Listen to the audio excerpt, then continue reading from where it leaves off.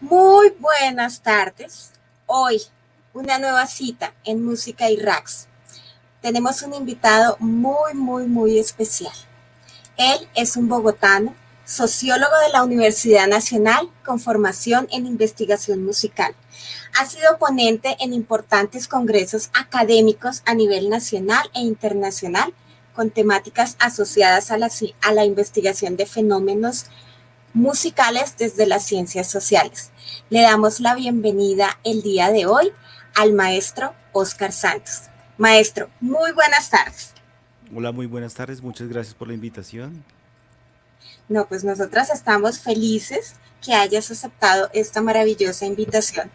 Pues desde este lado, donde están las bailarinas, donde creemos que absolutamente todo lo que pasa es magia y resulta que no, queremos conocer por qué esa vida de los músicos, toda esa disciplina se traduce en eso que ustedes hacen. Bueno, tú tienes una hoja de vida muy interesante. La verdad es que es maravilloso ver que gente con tanto talento, que ha estudiado, que se ha formado, haga parte de esta escena musical dentro de la cultura árabe en este país.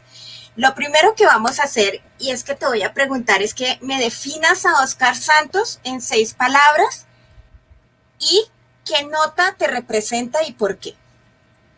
Bueno, mis 6 palabras serían terquedad, eh, temeridad, constancia, em, fantasía de pronto, em, disciplina con matices y ¿cuál sería la otra? De pronto, iniciativa. Y una nota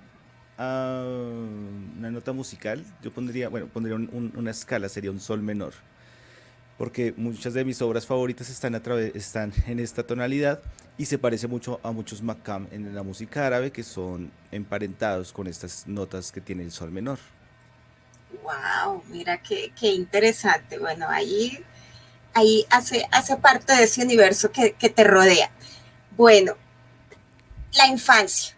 Vamos a comenzar eso que soñamos cuando somos niños. ¿Te viste alguna vez de niño en la música? Sí, sí, yo desde mis 8 años siempre tuve ese interés por la música. Digamos, yo estoy en un colegio público, un colegio pues que había, en ese momento había profesor de música afortunadamente. Entonces él nos daba digamos, las notas de las canciones así sencillas, pero yo sentí que les hacía falta cosas, entonces yo complementaba las frases con el resto, las sacaba a oído, entonces el profesor se dio cuenta pues que yo tenía algo que dar al respecto. Entonces, pues me pasó una guitarra, pero nunca me enseñó a tocarla. Entonces me pasó una guitarra, un método y no más. Ya busqué por mis cuentas cómo aprender. Fue todo muy empírico. Ya después, pues vinculé esto con mi interés por leer, porque me interesa mucho leer, estar muy al tanto. Simultáneamente con la música, pues aprendí a leer en árabe. También la teoría musical, tanto occidental como la teoría del Maqam. Pero todo fue básicamente en esto. Entonces, pues me costó mucho tener mi primera guitarra que me la regaló mi abuela. Luego fue mi primer bajo que trabajé recién salido del colegio como mensajero. Entonces, con esa plata, pues pude comprar mi primer bajo. Entonces, como mi instrumento por vocación ha sido el bajo antes de la música árabe. Pero pues siempre he tenido esa curiosidad por la música árabe. Pues hasta hace relativamente poco, hace 8 o 9 años fue que empecé a tener mis instrumentos árabes. Ah, ok. O sea, en primera instancia la guitarra Sí, sí, fue, sí. fue ese instrumento que te llegó y bueno, normalmente cuando uno comienza con un instrumento, o sea, y lo hablo más por experiencia propia, es como el no aburrirse al empezar a entender. O sea, tú todo lo hiciste empíricamente, sentiste en algún momento como que decías, no, ya no quiero más, desisto porque es que no entiendo esto que está pasando acá. No, no, porque precisamente yo creo que esto también pasa porque hay presión de un externo a que una persona aprenda un instrumento. Si tú pones a un niño a obligarlo a que aprenda, pues tiene una doble presión, la presión de no decepcionar a la persona que te está poniendo el instrumento y la decepción, bueno, y de no entender la teoría. Sí, es tedioso, pero pues como tenía tantas adversidades, yo no tenía guitarra al comienzo. Duré 2 años sin guitarra, 8, 9, 10, 11 años sin guitarra. Entonces me tocaba, pues en una escuelita pequeña que había en mi barrio. La persona me prestaba guitarras, pero solo me ponía la condición de ir de 5 a 7 de la mañana. Entonces yo me levantaba a las 5 de la mañana a ensayar. Entonces todo ese tipo de cosas hacían que maximizara el tiempo para Ujú. que, digamos, por la presión que yo mismo o que me ejercía la dificultad del instrumento o la falta de él, poder pues aprender. Entonces fue de esa manera. Pero sí, claramente sí hay lugar, hay puntos donde uno se siente estancado. Es más, todavía me pasa. Entonces es una constante encontrar puntos que es difícil romper y siempre es esa constante de romper ese punto, encontrar otro punto, subir más, encontrar otro obstáculo físico, logístico, de cualquier cosa. Pero sí, sí, sí, claramente sí hay momentos que uno pues decide pues de no hacer más esto y pues usarlo solamente para las fogatas y esas cosas pues diferentes Ah, al ok. aspecto. Bueno, la diferencia entre un bajo y una guitarra. Yo siempre he tenido esa curiosidad. O sea, sé que tiene menos cuerdas, pero... No, pueden tener hasta más. Es que Ah, ok. las cuerdas no definen el color o el carácter de un instrumento, sino su afinación. Entonces, Ah, el ok. bajo y la guitarra se afinan igual, bueno, cuando son estándar, en sus notas más graves, solo que están un registro más abajo. Es decir, una voz una octava más abajo, es decir, más profunda. Entonces, esto hace que sus notas sean graves, que sean como el soporte del resto de cosas que suceden. Entonces, a mí me generaba mucha inquietud cuando el bajo siempre pues tiene una función de acompañante, porque es indispensable su presencia, aunque nadie la reconozca. Se reconoce cuando está su ausencia. Entonces me impresionaba mucho ver bajistas solistas, digamos, hacer slap, hacer otras técnicas como tapping, acordes, arpegios, bueno, tipo de recursos técnicos prestados de la guitarra. Entonces me sentí muy interesado en cómo romper ese papel tan relegado del bajo que tenía, o que tiene el bajo por lo general. Entonces me traía mucho esas otras técnicas y esa otra forma de poner el bajo en un lugar protagónico. Entonces la guitarra pues está en un registro más alto, entonces pues permite acompañar, los acordes son más comprensibles al estar todos, digamos, en unas frecuencias más inteligibles para el oído humano. Entonces el bajo simplemente da la noción de gravedad, de peso. Entonces son dos nociones que son diferentes, pero a la larga la guitarra también tiene bajo. Sus cuerdas más graves también comparten eh, el espectro de frecuencias de unas notas altas del bajo, así que no es tampoco tan diferente. Es diferente la intención, es diferente de pronto la extensión de los trastes, pero sí hay muchas similitudes y uno y otro tienen mucho que ver en el camino pues, del aprendizaje de las cuerdas. Ah, bueno, me encanta. Interesante. Sobre todo porque creo que muchísimas veces no tenemos tan claro eso que tú nos estás mostrando y lo que nos dices sobre que el bajo no es tan protagonista como normalmente lo es la guitarra. Maravilloso, maravilloso. Bueno, ya nos contaste que tuviste que trabajar para poder conseguir ese bajo y que había un interés muy claro en la lectura. Llegó la sociología a tu vida y eso, o sea, ¿cómo la escogiste primero? ¿Cómo llegaste a ella? ¿Y qué cambió? ¿Qué Bueno, ruptura hubo ahí? yo desde el colegio tenía ese interés por lo social y esto social entendido como una cantidad de fenómenos que sucedían que parecían normales, pero yo veía que no eran normales. Todos tenían como un devenir histórico, un porqué.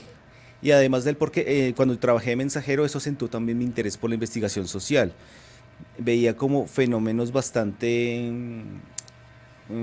incómodos para mí, pero muy como por ejemplo, yo trabajaba como un mensajero de Servientrega, pero era una entidad externa de Servientrega. Entonces no estaban asegurados por la empresa ni nada de eso. Era una cosa como que te pagan 50 pesos por cada sobre que entregas. Entonces los mensajeros que trabajaban ahí de su dinero se compraban como el merchandising de Servientrega para sentirse de alguna manera parte de Servientrega. Como que toda esta cuestión de las élites alrededor de una empresa, cuando la empresa no está dando absolutamente nada, es como me genera mucha curiosidad y también como mucho mal genio, ¿por qué pasa eso?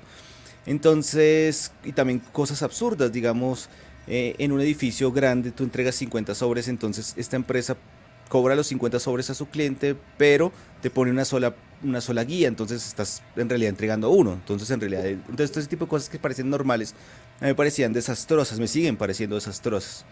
Entonces, me metí a la sociología por entender esto. eh, Intenté cambiarlo, pero ya ahora solamente, o sea, con entenderlo y pues poderme después desahogar con la música porque siento que no puedo hacer muchas cosas, ya es, pues ya es algo, pero sí, digamos, tuve esa intención o esa inconformidad por lo que pasaba. Y yo pensaba estudiar música, pero pues yo sentí que es la disciplina del músico de conservatorio es muy diferente a la que yo tengo. Digamos, yo no tengo ese tipo de disciplina. O sea, yo tengo un tipo de disciplina para inspeccionar, para explorar, para esto, pero digamos yo estar al detalle con una partitura que no se me quede ninguna nota, mm, ese tipo de como de disciplina casi militar, no me sentía cómodo con ella. Siento que no es la forma en la que yo quiero manifestar mi ser musical. Y menos cuando escuchaba a los músicos, hablar pues cuando estaba en esa búsqueda de qué hacer con mi vida, veían los músicos que solamente sus referencias eran musicales, pero no críticas de la música, sino referencia a marcas, a músicos famosos, a técnicas, que todo eso está muy bien, pero fuera de esa zona técnica de la música, no había intereses históricos, no había intereses contextuales pues esa desconexión de muchos músicos de conservatorio con la realidad me asustaba, yo no quería eso para mi vida. Entonces por eso fue que escogí la sociología. Y la sociología nunca la pensé, de hecho, o sea, vivir de la sociología, que es algo que no hago, pero siempre lo pensé como un recurso para técnicas de investigación, para entender un poquito los contextos sociales en Colombia, los contextos contemporáneos, bueno, para muchas cosas que la sociología me ha servido como algo personal, más allá que algo profesional. Mi vida profesional en sociología es muy escueta, entonces no es, digamos, mi interés con la sociología fue entender, tener recursos retóricos, recursos de investigación y esto ya más adelante lo puse a rodar con la música. Yo me desconecté de la música por estar concentrado en la sociología y me reconecté cuando pues me di cuenta que la sociología, que la música es un hecho social. Sí, en el momento que tú haces música estás generando códigos para un otro y esos códigos varían de un lugar a otro. Entonces el cliché de la música es el lenguaje universal ya no tiene sentido, porque ya vamos a ver que la interpelación, por ejemplo, en Makam Nahawan, que es como una escala menor nuestra, para ellos es alegre, para nosotros es triste. Entendemos ese macro concepto.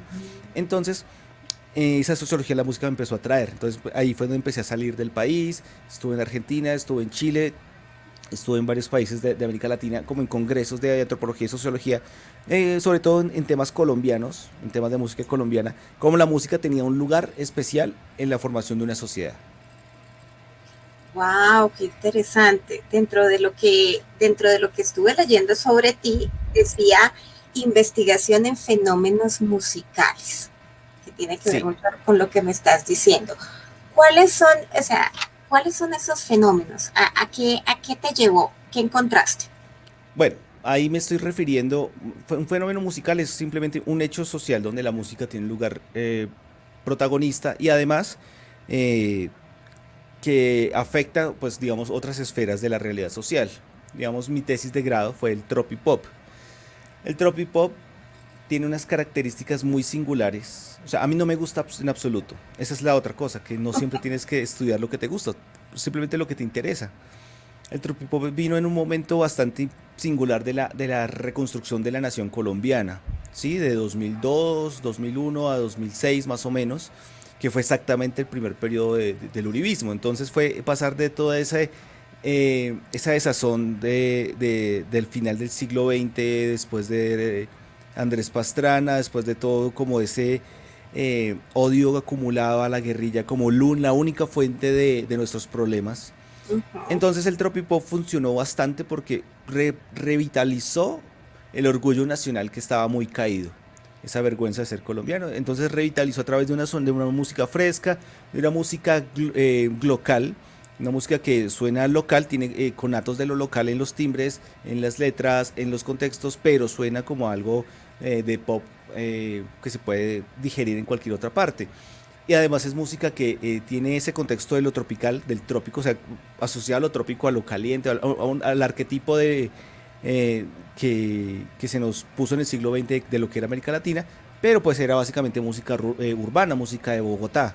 Entonces, pues ese fue como es un fenómeno, cómo ese fenómeno funcionó para vincular a la identidad nacional a unas poblaciones tradicionalmente escépticas, jóvenes, de clase media alta, bueno, todo esto entonces a partir de esos clichés de la colegiala, de los proms y todo esto, ya había como ese nuevo acercamiento a lo nacional de una forma que se acercaba mucho a un nacionalismo light, que estaba vinculado a otras políticas estatales por estilo Colombia Espaciondo, toda esta reconstrucción de lo nacional que venía tan devastado.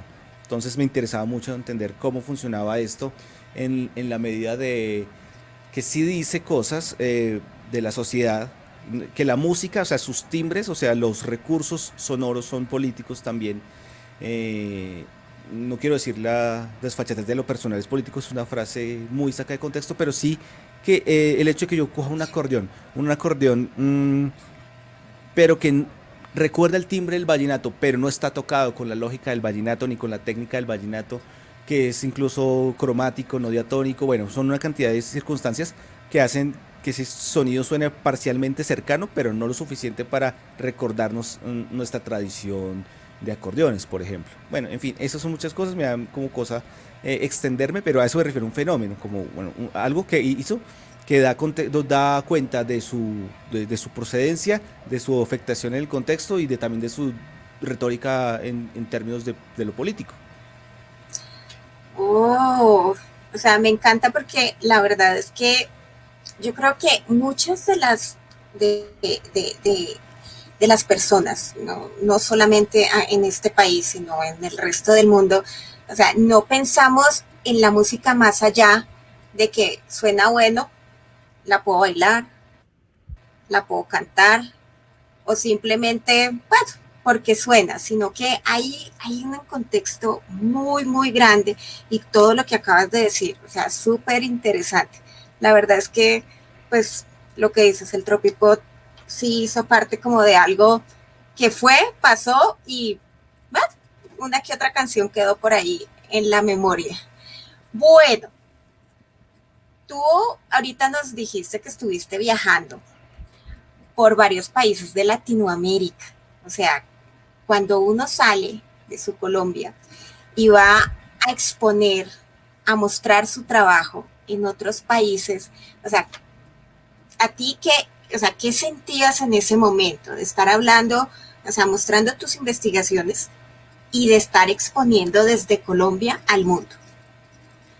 Bueno, pues yo nunca me sentí como el portavoz, o sea, el representante de Colombia, porque de hecho creo que de Colombia lo que yo iba a decir era más bien como una mala noticia. El Tropipov a la larga tiene un contexto más oscuro de lo que pareciera. Entonces, me interesaba mucho eh, mostrar, sobre todo a nivel de investigación social, pues avances que no eran desde la... Es que la sociología de la música siempre me pareció problemática en Colombia porque tomaba la música desprovista del sonido y eso pues digamos a mí me generaba incomodidad. Es decir, hay muy buenos estudios de colegas sobre el punk, sobre el rock en Medellín, son unos trabajos maravillosos, pero la música está muda, es decir, no eh, digamos, hace una descripción del punk como un sonido estridente, que las baterías, que las guitarras, pero hay un poco más hasta en el tipo de cuerdas, en el tipo de instrumentos, en las baterías, en las adaptaciones de los parches, todo ese tipo de recursos organológicos también tiene una consecuencia social. Entonces, me interesaba llevar la música a imbricarla en la sociología de una forma un poco más integral. Por eso en mis ponencias, las que he hecho, las que hice, eh, Sí, hablaba del tropipop, por supuesto, hablaba del contexto social del tropipop, de los personajes, de todo el círculo mediático, pero también de la materia prima que es el tropipop, de las canciones, de lo que las componen, de los relatos que se cuentan en el tropipop, de los instrumentos, de cómo se tocan, cuáles tonalidades se prefieren, cuáles no, que todo eso también tiene intenciones de comunicativas. Entonces, pues, cuando salí del país, quería pues promover ese tipo de investigaciones más musicológicas, por decirlo así, en relación con la sociología.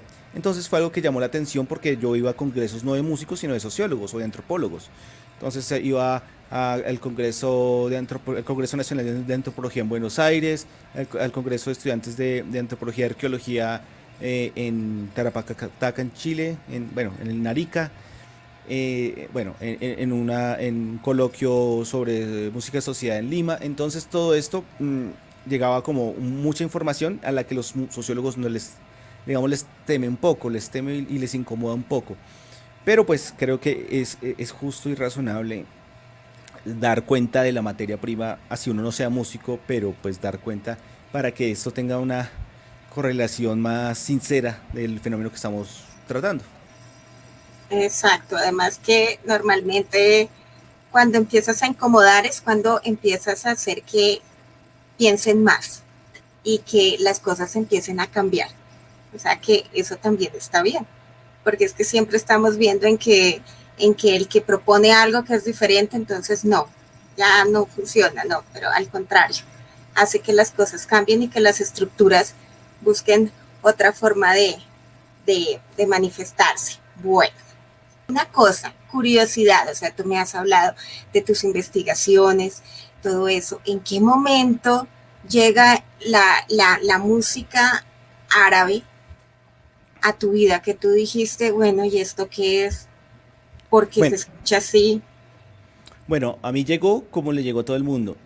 A finales del siglo XX, 98, 99, hubo una explosión de música árabe en América Latina, bueno, estuvo de la mano con Ojos Así, de Shakira, pero a la vez llegaron unos temas que se volvieron como un popurrí, parte de los popurrí que hacían parte del espectro sonoro. Sonaba Tarkan, sonaba Rashid Taha, sonaba Khaled. Entonces, todo esto empezó a llamar mucho mi atención. Afortunadamente, nosotros teníamos parabólicas, es decir, canales bueno, pues, de servicio, pues no nada de DirecTV, nada de eso. Y se colaban uno que otro canal extraño. Entonces se coló un canal de Dubai de los Emiratos Árabes y ponían música. Entonces para mí como que los Jalijis y todo esto fue la primera vez que me acerqué a la cultura árabe y me parecía fascinante. El sonido me parecía fascinante.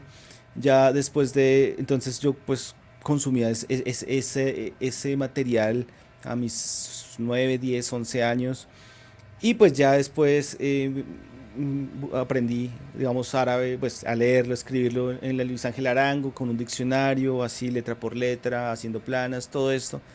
Entonces fue así que llegó, pero pues tocarlo, yo no me sentía digno de tocar la música. Ya después, en 2009, hice un curso en los Andes, disculpa, de lengua y cultura árabe, y este curso lo dirigió un profesor que también era cantante de un grupo de música árabe, se llamaba Bogotá Arab. Entonces yo me vinculé como bajista porque era un instrumento pues principal. Yo toqué en una banda de metal, yo tuve un pasado en el black metal como de los 14 a los 19 20 años.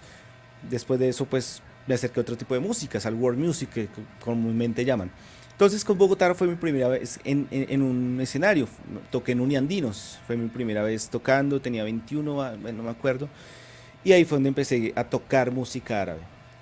Ya después de esto el grupo se disolvió, yo me dediqué a trabajar, bueno, cosas de la vida, y ya en 2013 me fui a Egipto, porque tenía esa deuda pendiente, o sea, eso que me llama, entonces yo conseguí los pasajes, conseguí pues el dinero, me parecía absurdo pagar planes turísticos, eso me parecía absurdamente caro, entonces allá arrendé un apartamento compartido con un francés y con un estadounidense y todo fue mucho más barato, por supuesto. Y allá empecé con el oud, a buscar músicos, hice unas grabaciones para lo que iba a ser mi proyecto de maestría en musicología sobre la música en el contexto de la primavera árabe, entonces fue ya como ya mi imbricación ya completa al mundo árabe. Oh, bueno, sí, o sea, algo que empezó solo por un accidente terminó en Egipto. Sí. Qué interesante. Bueno, de esas primeras lecciones dentro de la música de Medio Oriente, ¿qué fue lo que más te llamó la atención? Que tú dijiste, esto no me lo esperaba de lo que yo ya sabía. Que no me esperaba. Mm, muchas cosas, muchísimas. Mm, no me esperaba lo difícil que era la interpretación que hasta el sol de hoy me cuesta. Digamos, tú sientes cuando eres guitarrista de toda la vida que tocas un ud y el ud te suena a una guitarra. Entonces, ¿cómo hacer que el instrumento suene digamos, a un ud? A como le suena a un ud a un nativo. Entonces, ese tipo de cosas ya las sabía, pero no sabía que iba a ser tan difícil para mí romper esas barreras, sobre todo de interpretación. Es más, todavía lucho con ellas y día a día estoy tratando de incorporar ese lenguaje, esa riqueza en mis interpretaciones. Todavía me falta mucho, pero creo que eso es algo diario. Ya llevo 8 años en esto y va a seguir siendo así hasta que la vida lo permita. Entonces, que fue diferente, muchas cosas. Las relaciones de género son bastante complejas, pero no son estereotipadas. Nosotros vemos unos estereotipos acá de la relación de las mujeres como sumisas y todo eso. Sí es cierto, por supuesto, hay cosas que pasan muy, muy densas, pero hay otras que también pasan. Y pues entenderlas y verlas en contexto me pareció interesante, me pareció chocante porque eso aquí no se conoce. Entonces, pues eso también ver la migración, digamos, la migración siria, la migración ya del África subsahariana, Etiopía también. Entonces ver a los migrantes también en ese diálogo con la sociedad egipcia, que está un poquito menos mal que que los vecinos, pero pues me dio también ese presentimiento o ese eh, trabajo de campo previo a lo que nosotros estamos viviendo con los venezolanos, que son una población que viene a un país que está un poquito menos mal, pero pues igual es esa relación con el otro que nosotros no teníamos la experiencia Ujú. de un otro así, nosotros, el extranjero era una novedad. Entonces ya verlo en la cotidianidad y verlo como en la interacción diaria, ya es un reto, y es un reto y el que llevado de una forma armónica, alimenta las sociedades. Wow, o sea, qué interesante. Cuando tú llegaste a Egipto, ¿ya hablabas árabe? No, yo no hablo árabe, yo leo y escribo en árabe y puedo entender árabe, pero yo no lo hablo porque pues es dificilísimo. Sí, yo afortunadamente antes aprendí y eso fue útil sobre todo para no dejarse tumbar, porque allá sí te van a tumbar a cada rato. Entonces, no sé, me acuerdo un día que había una carretilla de mangos y ahí claramente decía mangos a 3 libras. Yo lo leí, pero pues el tipo vio que yo no era egipcio, me dijo, no, valen 30. Entonces yo, no, es que ahí dice 3. O sea, son cosas que seguramente le escalan a los demás, pero pues yo como ya leía, pues ya sabía que no era así. Entonces, cosas así pasaban como con todos los días. Entonces servía para ahorrar dinero un poco. Bueno, pues es que a nadie le gusta que le cobren más por, Sí, sí, sí, sí, por un claro. servicio. Eso es. Bueno, ¿cuánto tiempo estuviste en Egipto? Casi 6 meses, poco menos.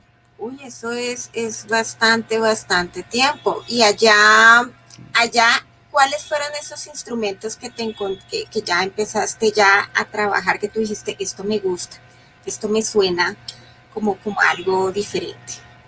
Bueno, allá conocí el Argul, pero pues no lo compré.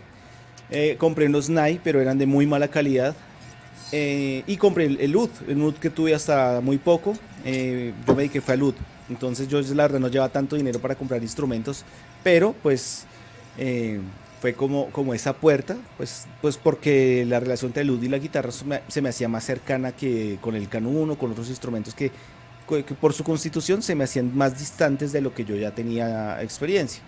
Entonces yo empecé con el ud, pues a comprar el ud, a tocarlo, a pagarle a algún músico callejero a que me enseñara cosas. Digamos, yo no tengo esa formación de, yo soy discípulo del maestro tal, yo no tengo ese tipo de formación. Primero por desconocimiento y segundo porque siempre le he oído un poco a ese tipo de academicismos. Yo aprendí fue con músicos de la calle. Errores también. Ahora estoy reconstituyéndome en algunas cosas y pago clases, pero en su momento lo sentí más orgánico así. Entonces por eso fue que pues es el resultado de lo que pues aprendí allá. Wow. Y de todos esos músicos de la calle, aparte de la música, ¿qué enseñanza te dejaron? Porque es que la escuela de la vida es como la que más te enseña. Ah, bueno, me enseñó a que si tú le dices a, bueno, que si un músico te dice que toca 10 un minuto por 10 libras, tú debes pararlo el minuto porque si no él va a tocar toda la noche y después te cobra toda la noche. Eso lo aprendí. Y digamos, aprendí que la sociedad egipcia sigue estando muy cohesionada con sus clásicos. Es decir, toda esa gente de 15 16 años cantando en la calle Intaomiri o cosas así. Entonces, esos clásicos que nosotros ya conocemos, pues bueno, al menos nosotros, o las que están vinculadas al belly dance, siguen siendo hitos. Entonces, no le es desconocido a una persona joven escuchar a Abdel Hali, un Kulsum. Bueno, versiones más renovadas, pero conocen ese repertorio, lo respetan y lo promueven. Pues en términos generales, por supuesto. Entonces vi eso, como que esa música sigue estando vital, sigue estando presente en las emisoras. La escuchas, escuchas fragmentos, entonces sigue siendo una música viva. Ah, bueno, por eso es tan importante que conozcamos todos los clásicos y en algún momento llegamos ahí a viajar, a bailar allá, porque prácticamente son como así, inmaculados, completamente. Bueno, yo tengo una curiosidad en medio de todo esto.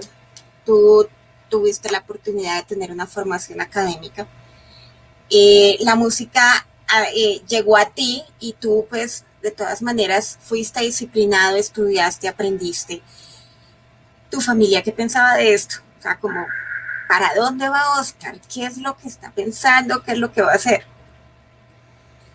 Mi familia, pues me apoyó, o sea, siempre, siempre, digamos, pues no el apoyo económico, porque yo nunca pues recibí ese tipo de apoyo en la música, ¿no? Porque en la carrera sí.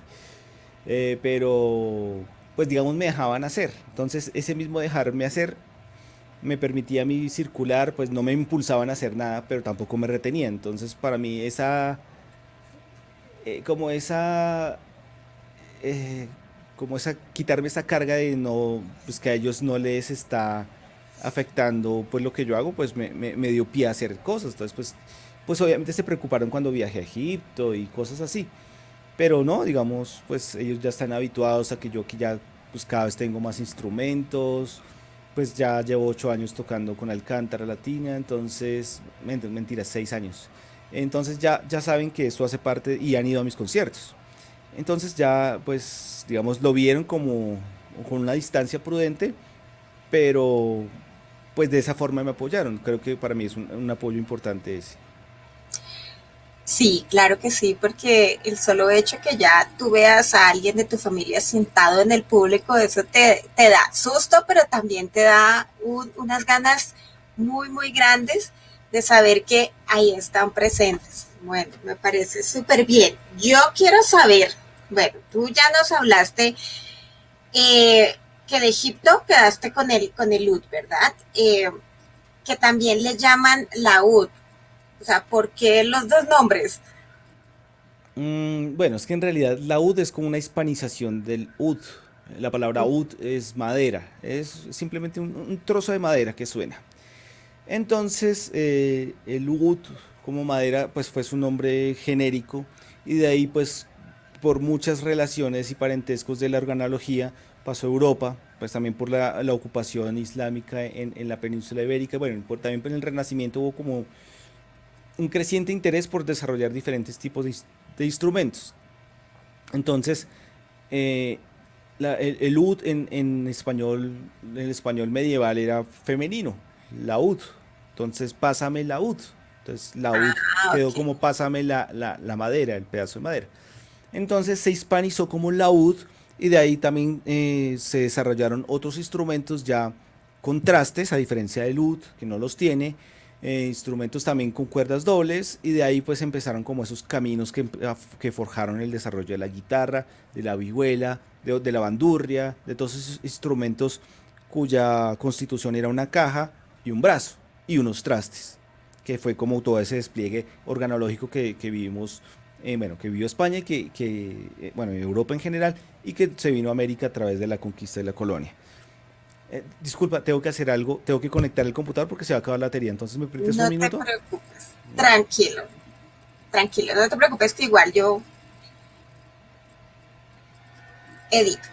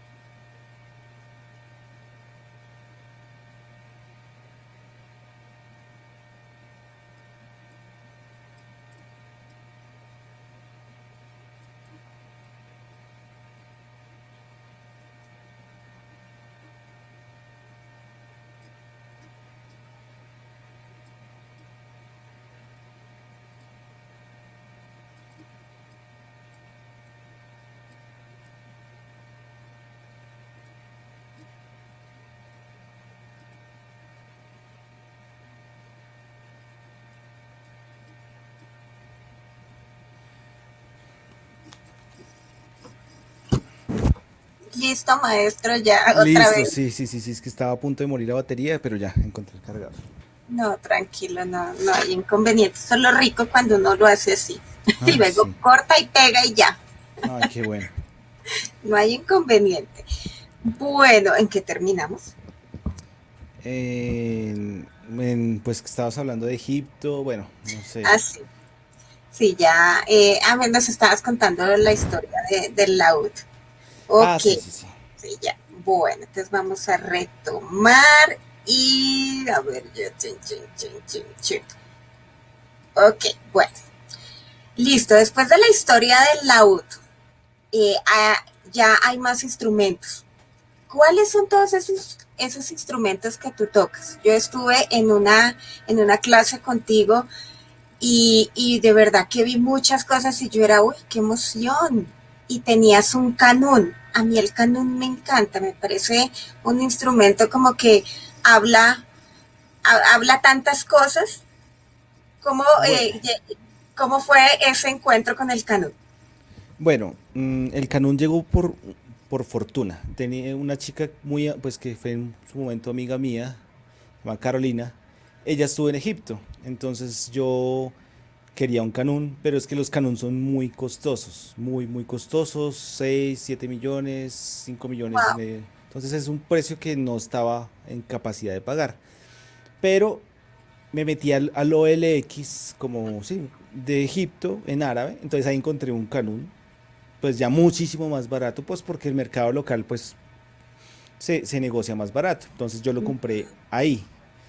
Entonces yo le mandé por Western Union el dinero y ella lo compró, pero ella no sabía el tamaño del canún. Entonces ella estaba muy molesta conmigo porque pues ella pensaba que iba a recoger algo pequeñito, entonces pues no sabía que en realidad, aquí lo tengo, era así de grande. Entonces cuando llevó esto en el aeropuerto, pues casi no la dejan subir. Pero bueno, el caso es que este es el instrumento. Y aquí ya lo empecé a adecuar, le cambié cuerdas hace poco y ya llevo con él como 3 4 años. Wow. ¿Cuántas cuerdas tiene el canún? Tiene 72. Vienen grupos de A3 y de A2. Si quieres aquí. Mira, acá vienen grupos de A3 cuerdas, 3 cuerdas y de A2 cuerdas las más graves. Suena hermoso. O sea, me encanta. Yo creo que es de los favoritos que me gustan, que cuesta interpretar, pero que cuenta, o sea, es que él suena y ya hay como muchas historias ahí. Bueno, aparte del canún y de todo el encarte que tuvo tu amiga, pero igual ella, después de que te lo ha visto interpretar, ya se le pasó la Ah, molestia. por supuesto, sí, ella bailó con nosotros y por supuesto, sí, sí, sí. Sí, es alguien que ayudó mucho y es una una buena, bella persona, así que no, para nada, eso fue solo el momento. Pero bueno, eso pasa porque como las bailarinas no conocen los instrumentos, cuando los conocen se asustan, entonces por eso es bueno acercarse al menos saber cómo son para que, pues porque son su materia tu materia de trabajo. Entonces por eso también mi impulso a hacer talleres, a hacer como workshops con los instrumentos, no solamente eh, con el teclado, con los sonidos MIDI, sino con los instrumentos ya de madera reales con los que se hace esta música. Claro, no, súper importante. Es que más allá del baile y es esa parte de la música y que es como un universo infinito, porque de verdad que si nosotros, o sea, yo creo que ni siquiera tenemos la vida entera para escuchar toda la música que hay. Apartamos de ahí. Entonces, el llegar a conocer cómo y con qué se interpreta, o sea, eso es maravilloso. Bueno, aparte del ud, el canún, ¿qué otros instrumentos interpretas? Bueno, esos son como los, pues porque son cuerdas, son los más cercanos. Pero también tengo un baglama, un saz turco, que ese sí es un instrumento metálico con trastes. Son unos trastes como se pueden correr para las diferentes tonalidades. Y tengo ya algunos de viento. Tengo pues tengo un acordeón clásico que adapté para hacer los macam. Tengo varios neys en diferentes tonalidades. Tengo un kawala, que es una especie de ney, pero sin un poco más grueso. Bueno, tiene otro repertorio. Tengo un mismar de Marruecos. No es el mismar turco, que ese también espero comprarlo pronto. ¿Qué más tengo? Bueno, tengo una arbuca que no uso. Tengo...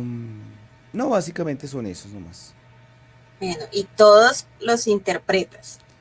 Pues lo intento. Yo no me considero un intérprete consagrado. Yo soy más bien un explorador. En ese sentido me doy esas licencias de no...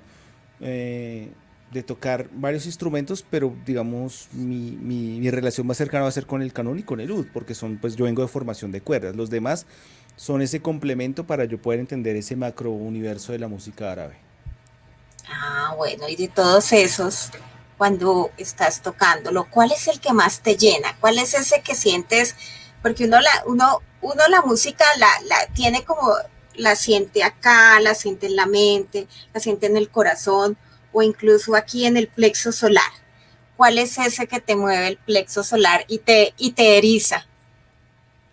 Bueno, el oud y el canún, porque pues soy de cuerdas, entonces para mí son los que puedo, a los que les puedo sacar un poco más de expresión.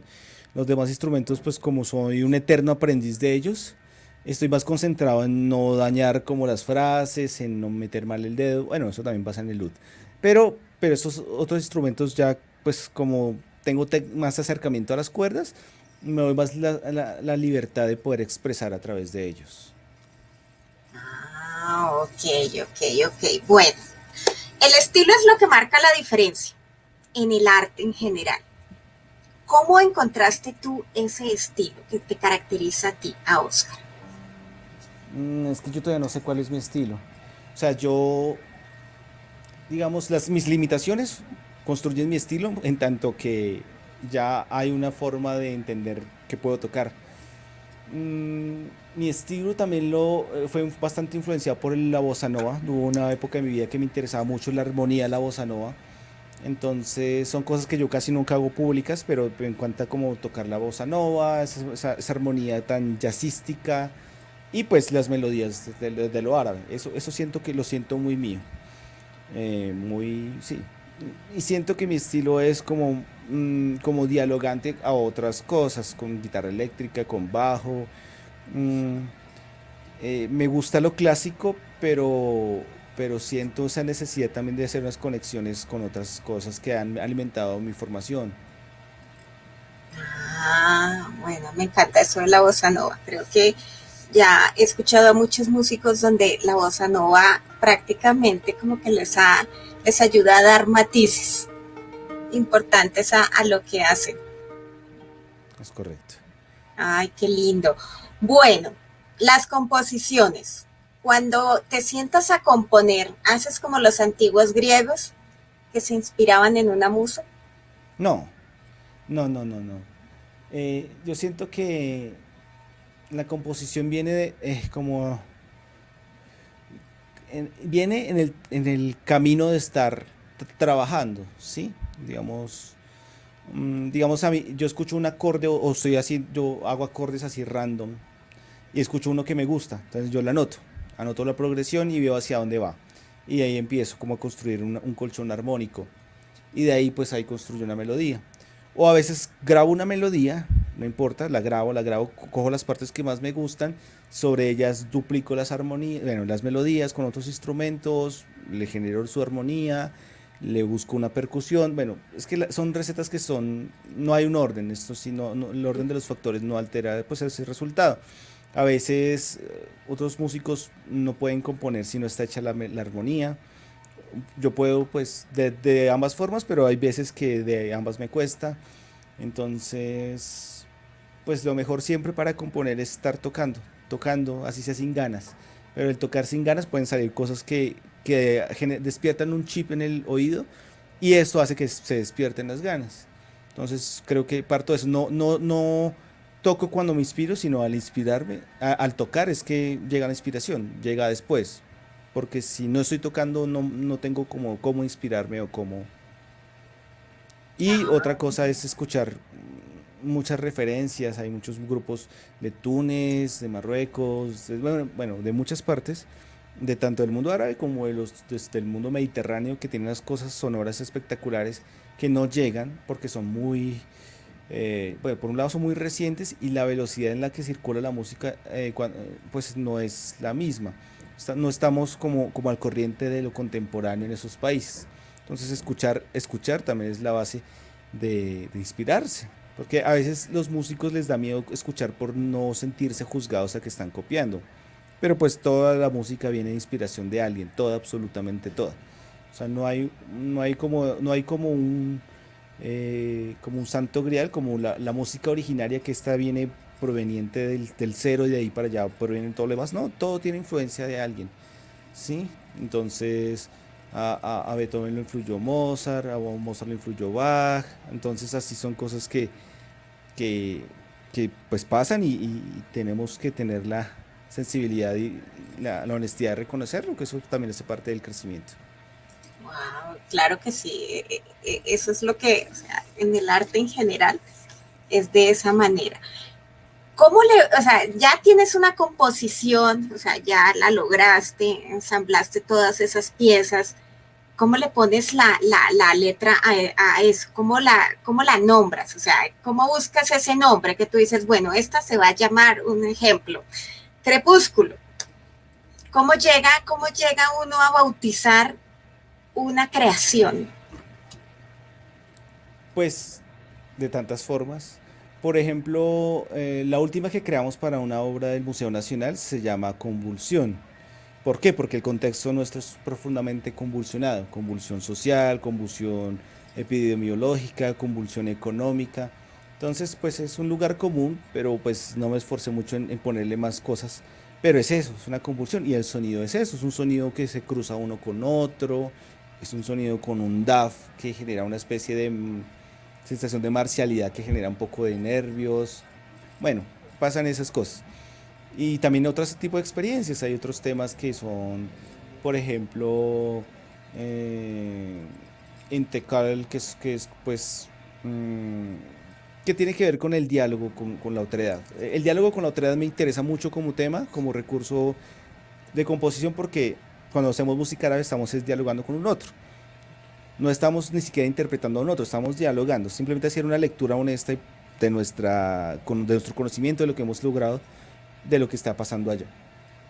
Entonces, pues de ahí sale como bastante de cómo nombrar a cómo orientar las composiciones y también como el recorrido musical que tenemos. Ok, bueno.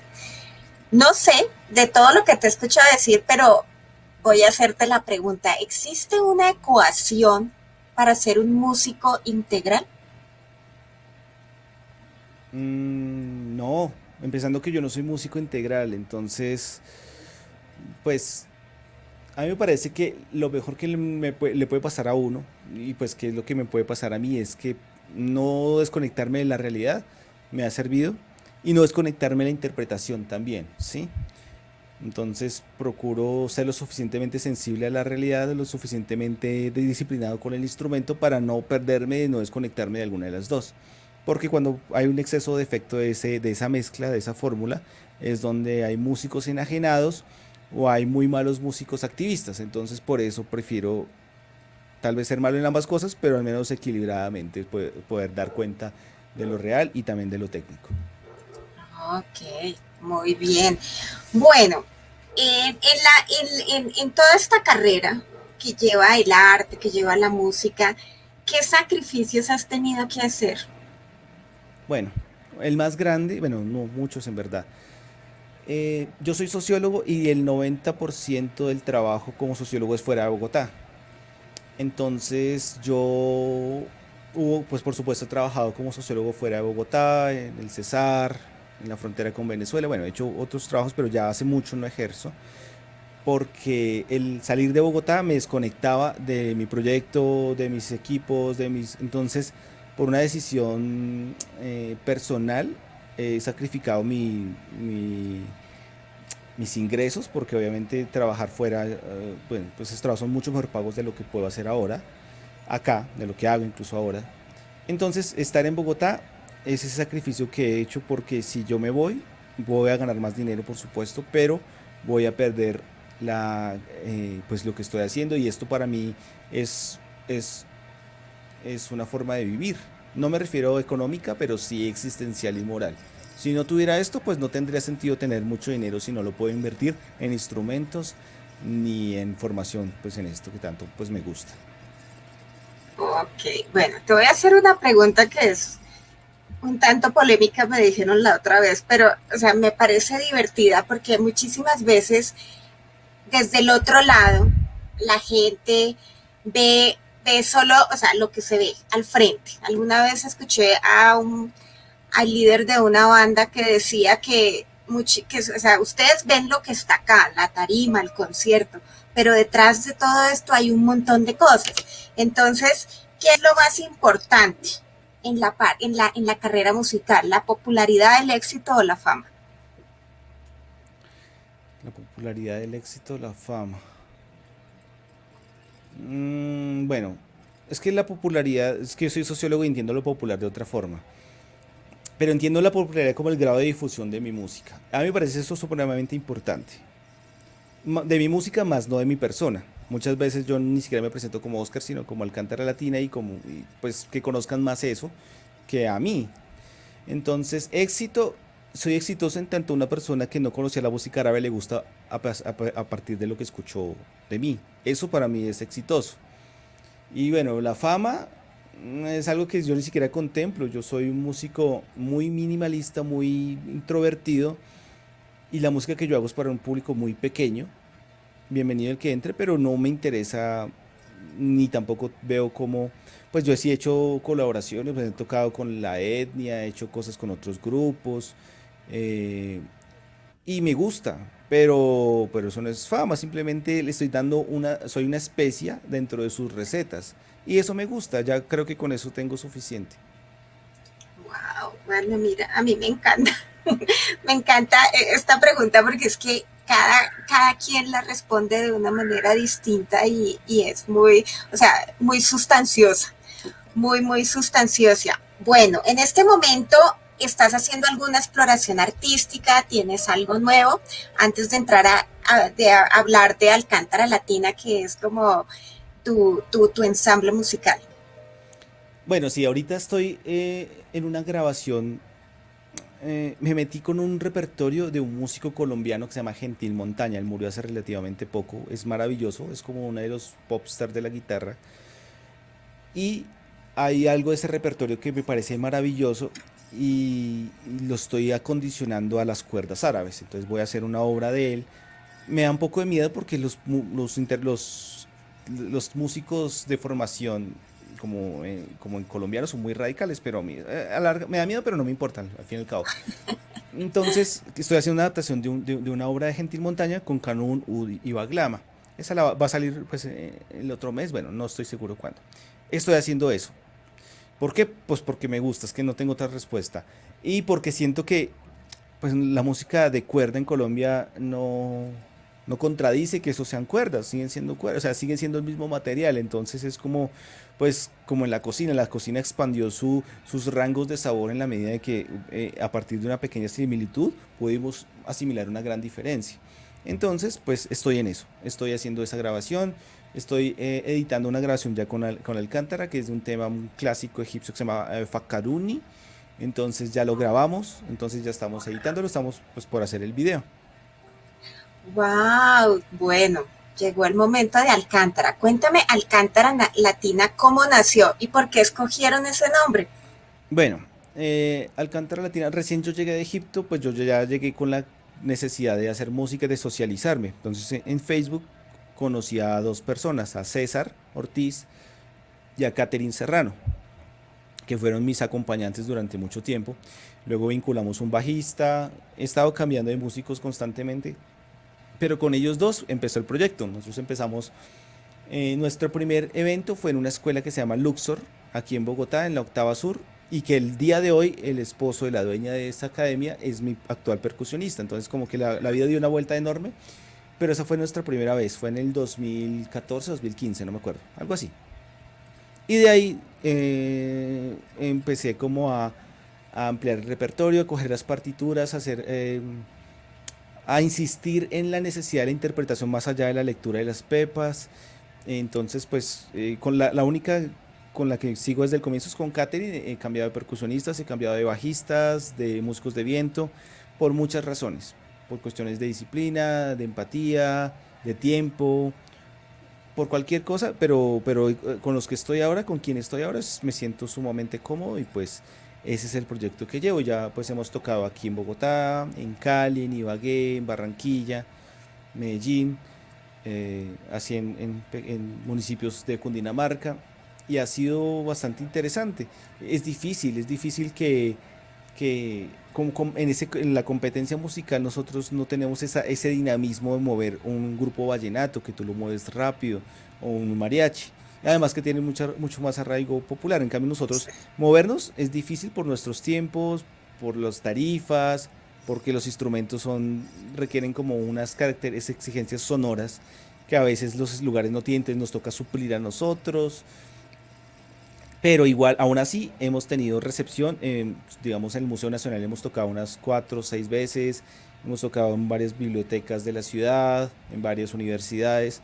Entonces creo que la labor por la que surgió Alcántara, que es difundir, promover un repertorio, un estilo, unos instrumentos, se ha dado de forma lenta, no como quisiéramos y mucho menos ahora en pandemia, pero sí nos hemos acercado a públicos que no conocían de nuestra existencia, no nuestra, sino de la música, a la larga la que importa, que conozcan la existencia de esta música y que nosotros somos básicamente un vector por el cual atravesamos el saber de los pueblos árabes con la población colombiana que pues, no conocía ni la música ni los instrumentos.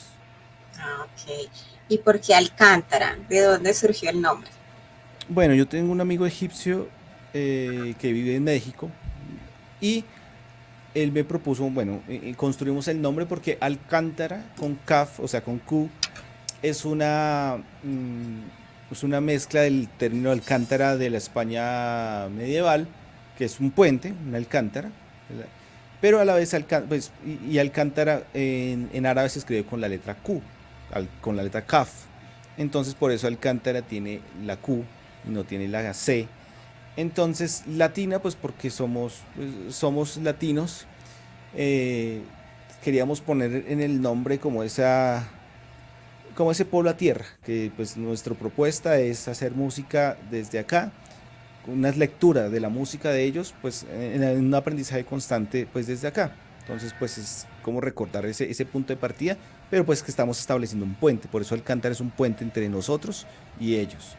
Y esa diferencia en nosotros y ellos la estamos tratando de zanjar a través del conocimiento musical, del repertorio, de las historias de la música, de las historias sociales de la música que también están presentes en nuestras charlas, en nuestros talleres, pues, en los eventos que nos invitan.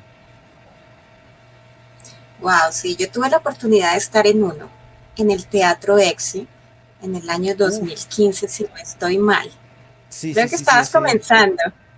sí, sí, tenía como 1 o 2 años, sí, sí, claro que sí, estaba con César Catering y el bajista, claro que sí, Sí, Mahrayan creo que se llamaba el evento.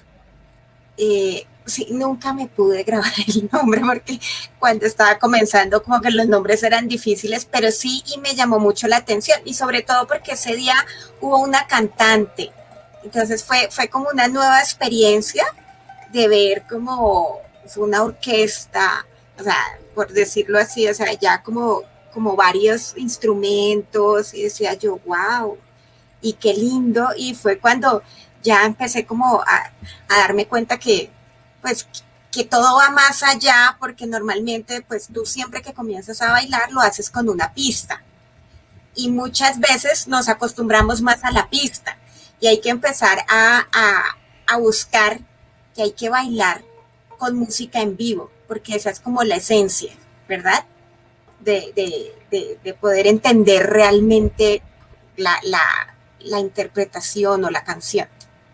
Claro, y la interpretación nunca va a ser igual a una pista por muchas cosas, incluso entre canciones, así sea la misma canción, pueden variar cosas, un golpe de más, la velocidad un poco más lenta, más rápida, y todo esto hace parte como de ese proceso orgánico de tocar. Nosotros no tenemos un metrónomo pues, inscrito en la memoria, entonces pues el tempo digamos, se va construyendo en el momento. Lo mismo la interpretación, si tenemos un problema con el micrófono, a veces tengo que tocar más duro y el tocar más duro me hace sacrificar adornos. Si estoy tocando muy duro, entonces, pues para evitar saturación estoy tocando en otro espectro de la cuerda, también va a generar otras, o sea, todo se construye, se reconstruye en cada evento, ¿no? Entonces, sí, claro, la esencia de la creación música danza proviene de músicos y bailarinas, porque la pista funciona cuando no hay músicos y porque bueno, obviamente la pista es fundamental, pero la pista no, pues primero no reemplaza la música en vivo y segundo, tiene ventajas que no tiene la música en vivo y pero en realidad si nosotros queremos acercarnos a una experiencia integral, pues la música en vivo tiene mucho más peso. Entonces, el reto de hacer música de hacer danza con músicos en vivo es algo que no todo el mundo se atreve, y pero pues el atreverse ya hace que sea un hecho más rico, y además que desde América Latina podamos nosotros tener la autonomía de la música y de la interpretación sin todo lo que, con todo lo que implica. Nosotros en América Latina cogemos las pistas, pero no entendemos todo el mundo del copyright, todo el mundo de esas cosas. Y si lo entendiéramos y viéramos que a veces nos pueden censurar un video en Facebook porque ponemos música de alguien o cosas así, es un desastre. Entonces, tener músicos en vivo al menos nos aterriza de que al menos la interpretación es propia, así la composición sea de un compositor que ya murió hace 60 años, como Abdel Wahab, bueno, se murió hace 20 años, 30 años, pero ejemplos. Entonces, tocar en vivo y con bailarinas es algo que todavía siento que es un territorio inexplorado. Creo que en Medellín están un poco más, eh, no sé si avanzados, pero sí tienen una tradición un poco más sólida, sobre todo por grupos que trabajan bastante, como la Jarana, que es como que yo reconozco de Medellín como el ícono. Y aquí en Bogotá todavía falta mucho de eso. También por mi parte, yo también como que mi relación con las bailarinas todavía no, o sea, pues a través de los talleres, pero no tengo un espacio abierto. Digamos aquí un grupo que es como Narguila, que es un grupo aquí de Bogotá. Ellos sí tienen ese espacio abierto de diálogo con las bailarinas para que interactúen con un percusionista. Eso es maravilloso. No, yo no tengo, no, nunca tuve esos espacios, pero que existan ya hace como que renueva y da una nueva perspectiva de cómo hacemos música y cómo hacemos interpretación musical e interpretación de danzas con músicos en vivo.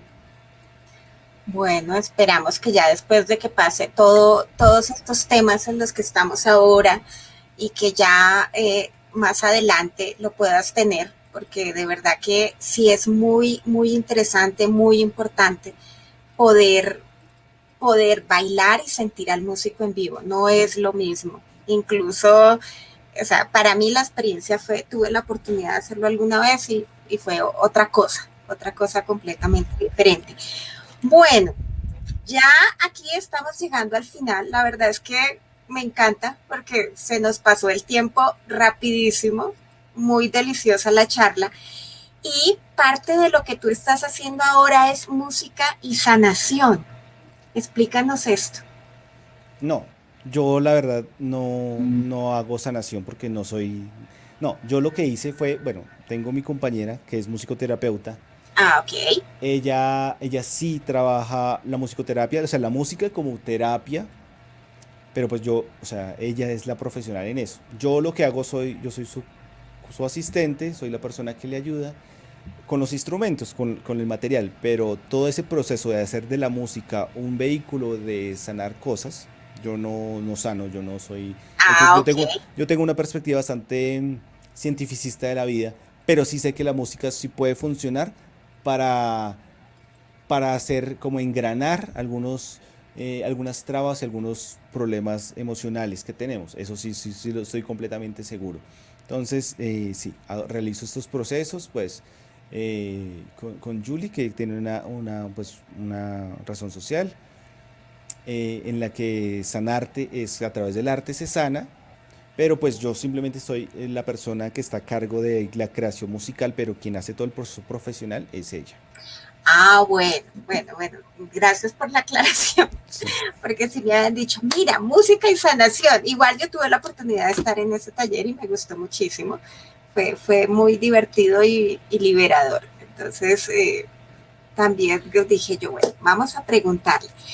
Bueno, cuando comenzamos yo te pregunté que cuál era tu nota favorita, tú me hablaste ya de un macam y todo eso, ya me dijiste que era sol menor, Sí, ¿sí? de la escala de sol menor, sí. Ok, bueno, como tienes ahí el canún, ¿no lo puedes interpretar en el canún? Sí, claro, pues sí. Pues voy a hacer su Macam, que es Macam Nahawan, que es parecido, tiene una pequeña diferencia en la séptima nota, pero es igual, es casi igual. Entonces, espera, lo acondiciono porque cada Macam tiene que tener una afinación diferente. Entonces, listo. Ah, bueno, mira, eso también es completo. Listo. Aquí pues la cámara no permite, pues espera, la bajo un poco de pronto. Bueno, maestro, nosotras acá. Eso. Bueno, de hecho, estamos pidiendo algo que normalmente nunca hacemos, pero es como la curiosidad, porque me llamó mucho la atención el saber cómo suena. Bueno, vamos a alcanzar a verlo todo. Entonces, ujú. Bueno, entonces,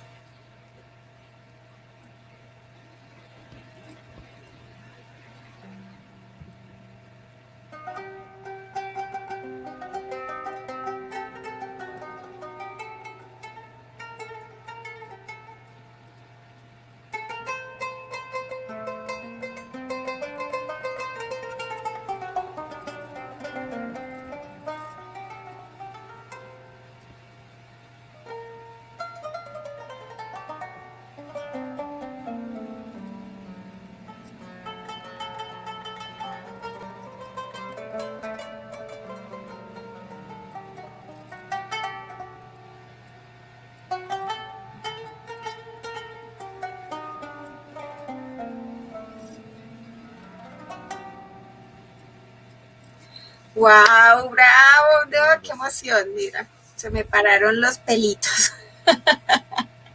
Me encanta, me encanta. De hecho, estaba pensando como que todos al nacer, aparte de ponernos un nombre, también nos deberían identificar con un macam.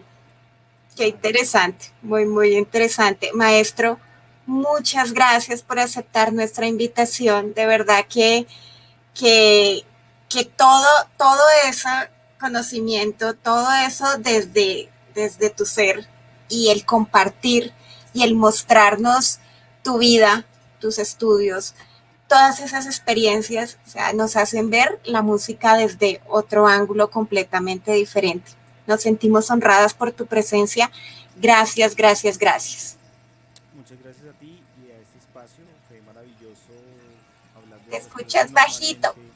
Ah, ok.